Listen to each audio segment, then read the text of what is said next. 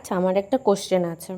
এই যে সবাই ঘুরতে বেরিয়ে ব্লগ করে, আমি যাদেরকে ইউটিউবে ফলো করি, কি করে ম্যানেজ করে সত্যি আমি জানি না। বাট হ্যাঁ, খুব ভালো যে তারা একটা কাজ করছে এত সুন্দর করে, প্রেজেন্টেশন দিচ্ছে এত সুন্দর করে।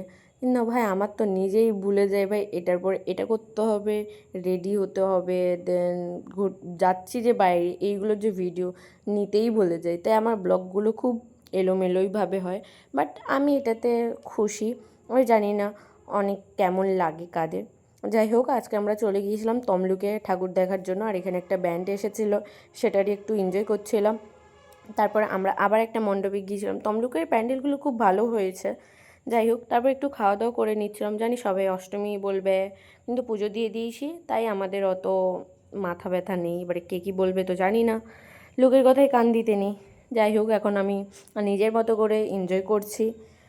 তারপর আমরা একটু ফুল দোকানে গিয়েছিলাম, ফুল নেওয়ার ছিল, কারণ ফুল থেকে খুব ফুল নিতে ইচ্ছে করছিল। তারপর আমরা আবার গিয়েছিলাম খেতে, খেয়ে দিয়ে আবার বাড়ি চলে এসেছি। টাটা।